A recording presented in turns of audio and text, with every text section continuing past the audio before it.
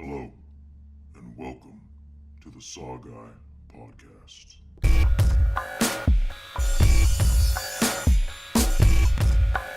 Like scary movies. What's your favorite scary movie? Here's Johnny. We'll tear your soul apart. The boogeyman is real, and you found him. Game over, man. Game over. What do you want? I want to hear you scream. From the front time, bitch! Welcome to the SaWGuy podcast. As always, I'm the SaWGuy, bringing you episode number 18 on chapter 1 and 2 of the Insidious franchise.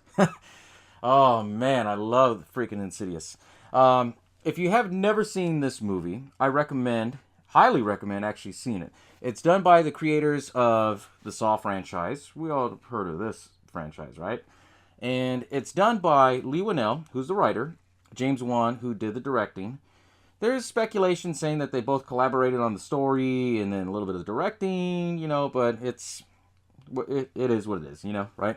But anyways, the whole story with Insidious, it's basically about, I would go as far as say it's a very good supernatural film, very different and very odd, because even though it's a supernatural film, it doesn't involve stuff with the Ouija boards like your normal typical movie, I would go as far as say this franchise is the modern day Exorcist. Honestly. I know I'm getting all pissed off like comments. What the hell are you talking about?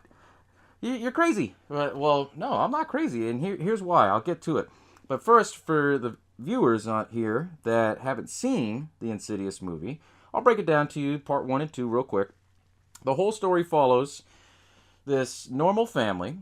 It's basically a wife, husband. He has 2 boys, and they just had a baby girl. And, obviously their baby girl's still a baby. So they move into this house, and, they basically, what I liked about it, they kept it real life. It's just, everything's all chaotic. The kids are running around, shit's falling apart. There's, boxes everywhere. I mean, the normal, typical when you move shit. You never know what you have until you fucking move, And, well, anyways, the wife, Rose Byrne, she plays a character named Renee, the wife. She starts noticing little things are out of place, like books are knocked down, boxes are out of place, she can't find her musical notes, and, she thinks nothing of it, right? Story goes on, and basically you figure out that, how the boys are, and it follows the boy, Dalton.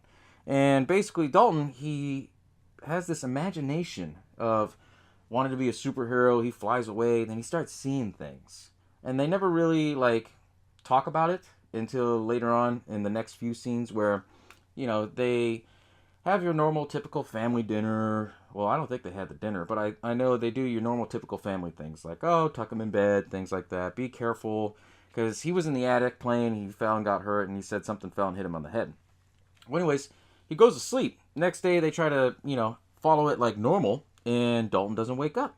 So they flip the fuck out, which is normal for any parent, and they go to the hospital, and the hospital can't figure out what the fuck is wrong. Basically, he's in a self-induced coma, but not really in a coma. He's just asleep, and he won't wake up. And doctors can't do anything. So they break it down to Josh and Renee that, hey, we can't do anything. It's something out of our hands. So they basically bring him home, and they put him on a feeding tube. They monitor his vitals, all that basic stuff. Well, he's asleep or in that coma, weird things start happening, like even more weird, So, what was it? The older, no, I think he was old. Well, because they had 2 boys. I think Dalton was the older one, and then the other boy, he was the younger one, right? He would go to school. Josh would go to school because he was a teacher, so that's what his profession. Then Rose Byrne would be your normal stay-at-home mom, and she'd be at home with the baby, and she was a musician, so they played on the fact that she was trying to play piano and everything. And this scene fucking scared the shit out of me, and I just got tingles, thinking about it, right? She's on the baby monitor, and then the monitor's up in the baby's room. So she starts hearing whispers and shit like that, and then all of a sudden she hears the screaming, I want it, no! Oh man, that I'm getting chills because that actually, this movie actually really scared the fuck out of me, which is why I love it, you know, because so many different things with it. But anyways, continuing with the story. So we go down to the story. She goes up there. She swears she sees something. She doesn't see anything. And the baby's crying. The baby's fussy. Then she tells Josh about everything. Then just random shit starts happening. Where she starts seeing... Well, they have this issue where the door kicks open. The alarm goes off. They're trying to figure out what the fuck is going on. She goes in the baby's room. Sees a ghost. And then basically that was almost the straw that broke the camel's back. But then... they show a scene where it's the next day. Josh goes to work and he's been staying at work extra late because he's trying to avoid it. Basically, that's what he's doing. And while Renee was, you know, talking to the nurse about how to put the feeding tube in, she goes, okay, I got it. She moves back the covers. There's a fucking handprint. It's supposed to be implied as, well, it looks like a bloody handprint, but it's actually, you'll find out in a second, it's actually lipstick, like makeup, like a handprint, but it's more demon-like, right? So... she flips the fuck out, tries to call her husband. He's away at work. He finally comes home, and she doesn't want to get out or doesn't want to be home alone, so she's outside of the house, which doesn't make sense if you have kids, right? But anyways, she tells him, hey, where the hell are you? You're not here with me. And he goes, well, I'm just dealing with it my own fucking way. And so she basically throws him the bed sheet with the red handprint. And they the next thing they show, they packed up and moved to a new house, right? So as they're at the new house, everything's settled, and then they're trying to move. You meet Barbara Hershey's character, who's Josh's mom. Her name was Lorraine. I'm looking at my notes. I write notes because there is so much damn information, and it's just blowing up right now. But anyways, she's getting settled in and everything. Everyone's at school, and she puts on a record because she's a musician. She likes music. She goes out there to take out the trash, and then all of a sudden... you see, like, the record scratch, and then it starts playing Tiptoe Through the Tulips by Tiny Tim. And she's tripping out, like, what the fuck? So she goes and looks through the window from outside the house as she's throwing out the trash. And she sees, well, when I first watched it, it was on DVD. It looked like the Lipstick Demon, but it was actually the kid that she sees. Because, I just spoiled it right there for you.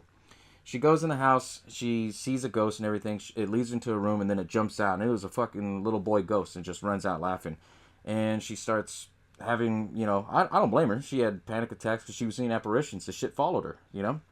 So they didn't know what the hell to do. So they ended up moving in with Josh's mom, Lorraine. I think, no, she didn't move in. Lorraine had moved and stayed there with them at that house, because in part 2, I'll explain that. You know, because part 2 was in a different house. But anyways, Lorraine comes in and she starts noticing things are a little odd, a little different. And they start bringing over a priest. They start thinking, okay, maybe it's, you know, demonic, like weird. Like they don't know. They really don't know.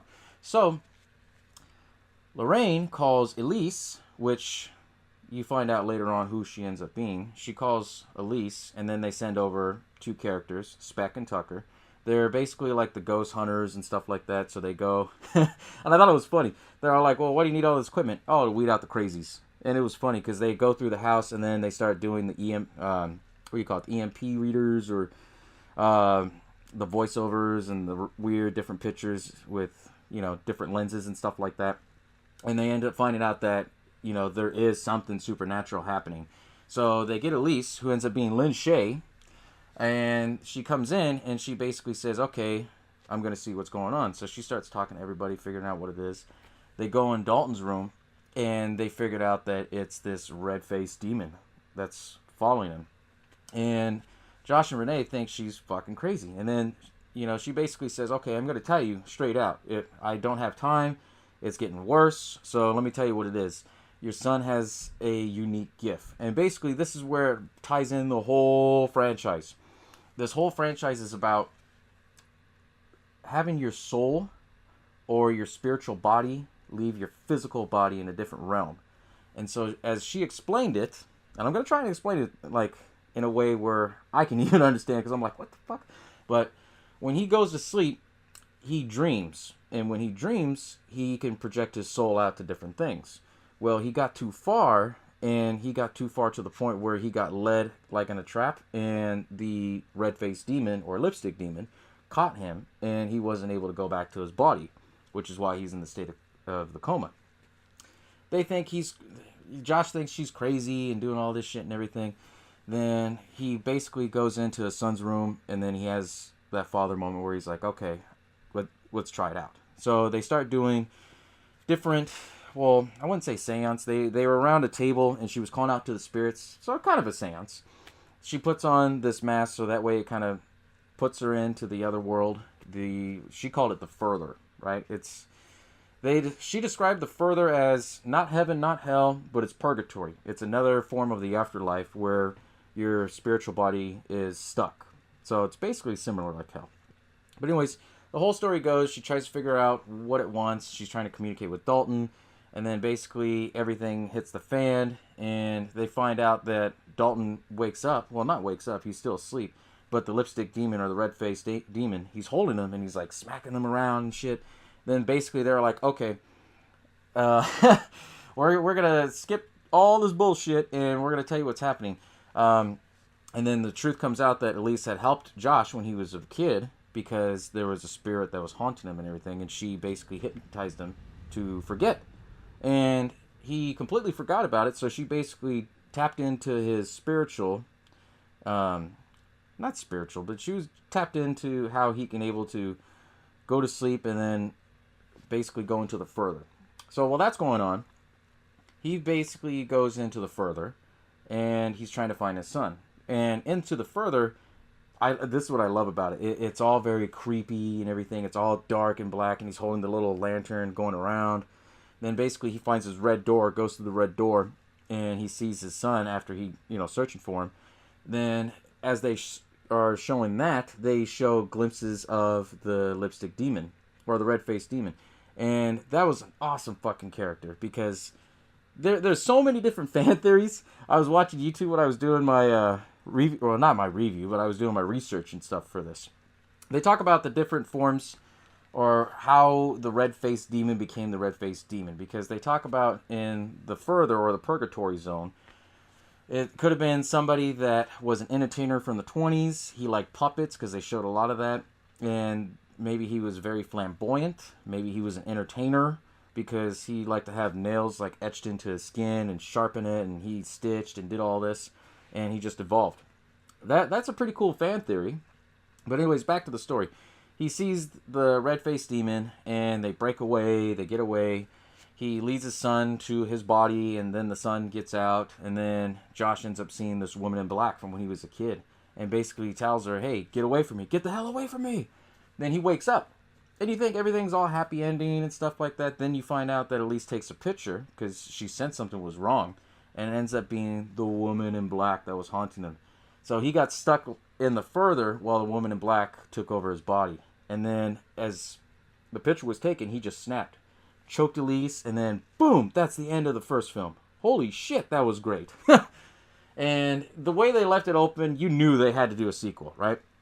The first one, it really pushed the boundaries for me, because it had to do with the spiritual outworld of life after death, and it had nothing to do with the Ouija board. It's just, when you're out there, it really questions is there a life after death? And if there is, how is it that there's this middle layer? There's no heaven, there's no hell, but there's this middle layer of purgatory, right? Oh man, that's what's so damn good about it. Anyways, real quick on chapter 2, because I know I've been talking off the first one. Chapter 2 basically picks up right after the first one. So it follows the whole story about how after everything happened, cops got involved. They think that Josh choked her out, and then you find out glimpses of what happened, about how it's not a woman in black. It's actually a man who tries to dress as a woman, because he's a serial killer who kills for his mom because the guy was not all there, right? So the whole story goes is that, Rose Byrne's character, Renee, she has her doubts about him, and they're living at Lorraine's house, which is Josh's mom, trying to see how everything is and trying to get back to normal life. And then all of a sudden, Dalton, he starts telling Renee, like, hey, I see Daddy talking to somebody. It's really weird. And they start seeing all the same apparitions. And as this is going on, the woman in black, or the guy who's dressed as a woman in black, his name is Parker Crane. and he basically wanted to take over Josh because his mother, who was very abusive, and forced him from being a man into a girl and took away his childhood. And he always wanted Josh because being in Josh, he can have a childhood, he could have life, right? So he finally took him over, and little bits and pieces, it starts putting it all together like, whoa, okay. As everything's going on, apparitions, the piano playing by itself and stuff like that. Later on, you find out that it was actually Josh trying to signal to his wife that he's still stuck in the further.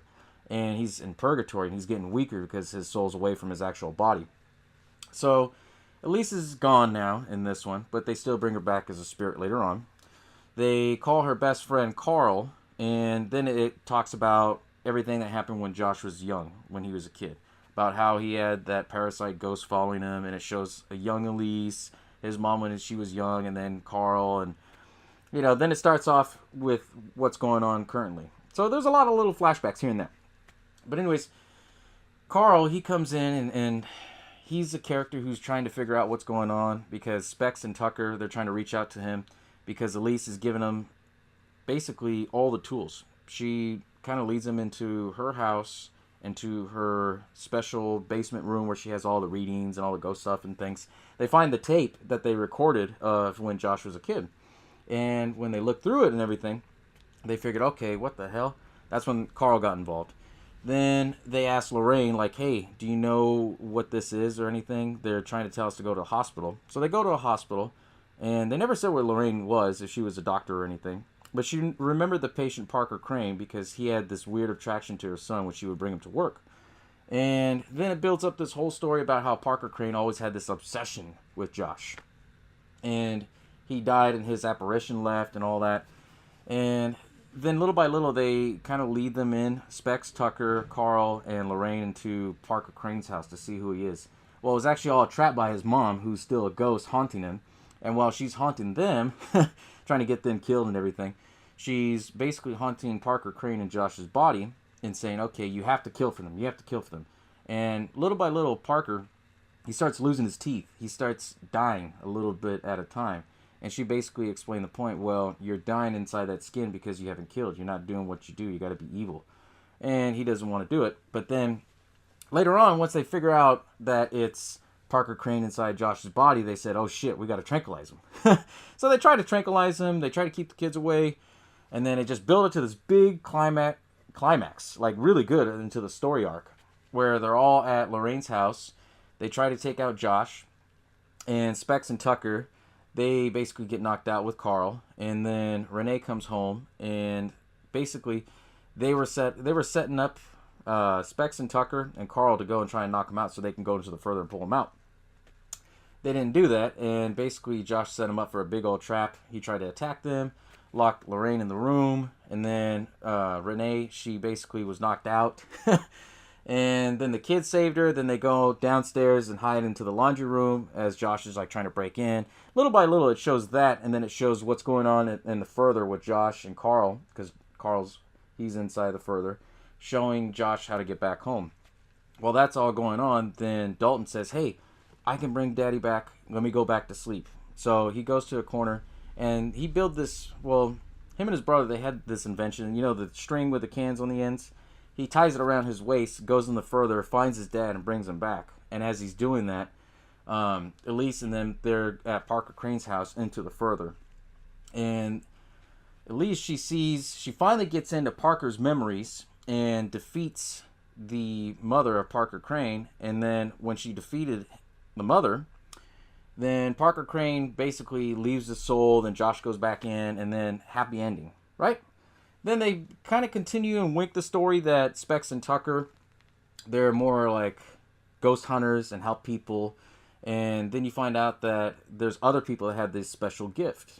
And then they build it up to where they say she sees the lipstick demon, and then she's like, oh my God. And then that's the end of part 2. Now, I know that was a lot that I explained, and I probably got you all confused.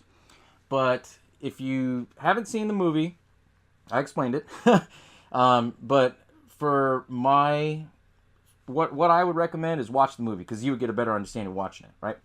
But what makes this movie so special, right? You have the different characters. You had this whole different world of the purgatory, the further, what makes it special is the fact that it opens it up, and it's just, you can go from like 4 or 5 different stories, which is what they did in chapter 3 and chapter 4. And eventually chapter 4 built up to the beginning of part 1, which was pretty cool. Like, they completed it. They did the whole Saw trilogy deal with it, because that's James Wan and Lee Winnell's style. And what I love about this, and I've even watched different people's opinions of what they thought about the Further and Insidious, movie line. The whole, not movie line, but movie franchise, right? So an interesting one was obviously the lipstick demon, or the red-faced demon. And why do I say lipstick demon? Because the part where you see his handprint, it's not blood. And you see the whole actual demon, he's all black except his face. That's why they came up with the fan theory, hey, maybe he was an entertainer, Maybe he was kind of flamboyant. They never really explained it too much in chapter 1 or chapter 2. But it was actually pretty cool. The fact that he was the most evil thing in that world. And then you find out later on in chapter 3 and chapter 4, which I won't get into too much, is that there's different levels of the Further. There's like different worlds in that purgatory. And the red-faced demon, he's basically... The red-faced demon, he's the ruler of everything. He's like the most cruelest, meanest, because he doesn't try to go into different people's bodies. If they astrosize is what they call it, or if they have their soul out in their dream world. He doesn't try to kidnap their body. He basically kidnaps you in that world and then brings you in his lair and then tortures you. Which is kind of fucked up, but it's actually a pretty cool storyline because they were able to carry it on for so long, and then even with chapter 4 coming out, and then they built the franchise off of it. But chapter 1 and chapter 2 were basically, the meat and potatoes of this franchise. And you wouldn't have it as good as it was if you didn't have James Wan or Lee Winnell. And the whole thing started because James Wan wanted to do a paranormal film. He didn't get a chance to do a paranormal film at the time when this film came out. Obviously, later on, he went on to do Conjuring and do his own thing. But anyways, he wanted to do a paranormal film. And him and Lee Winnell, they collaborated like they normally do. And they came up with the story of Insidious. And Insidious, back to what I was saying earlier in the beginning of this episode, is the modern day version of The Exorcist.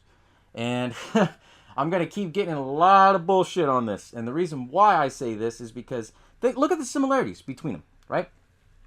Even though Dalton wasn't possessed, his soul left his body and he was in a different world, right? The original Exorcist, she was possessed, right? And, you had a priest who knew demonology and all that stuff and how to pull out demons out of the body and things like that. It's very similar to it. But if you think about it, Insidious is a modern take on what it was scary back in the day, which, it just blows my mind thinking about it. And like, it's, I'm so tongue-tied over it, I don't even know what to say sometimes. But anyways, as I was saying, modern day version of it, hands down. And a lot of people will make arguments saying, well, it doesn't involve a Ouija board, doesn't involve demons, doesn't involve... Well, it does involve one demon, and it does involve spirits. But what I like about it is that James Wan and Lee Winnell, they wrote it in a way where you could see the winks what they were doing. And purgatory, it's...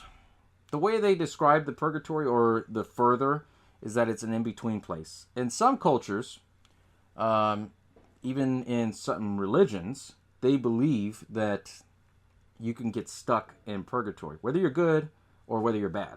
And you're stuck there until something happens, or until you sense something. If somebody like Dalton, if he goes in there and wonders, because that's basically what they crave. They don't know that they're dead, but they are dead, and they crave life.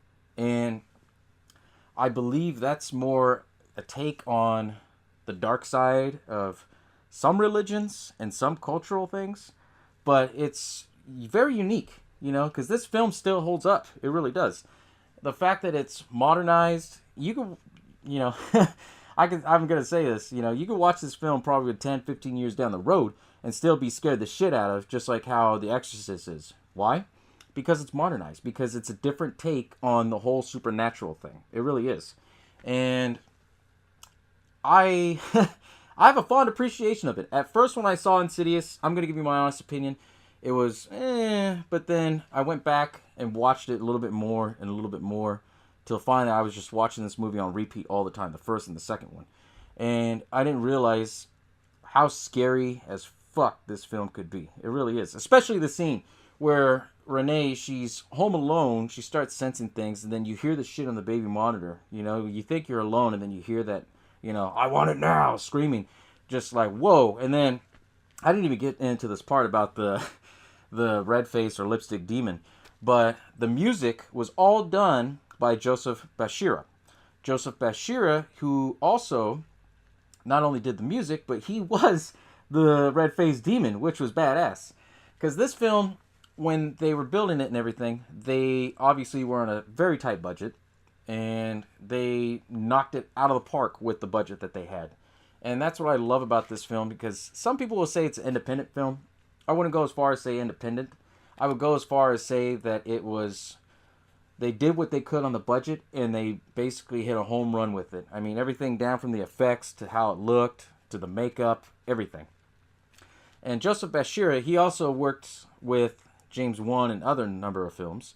He was the demon in The Conjuring, the first Conjuring. Bashira, obviously, because his name, which was a pretty cool wink. And that's what's cool about James Wan and Lee Winnell. They throw in little winks here and there, you know, in all their films, whether it's with Saw or whether it's with Dead Silence or, you know, anything. They throw it all in there, little winks.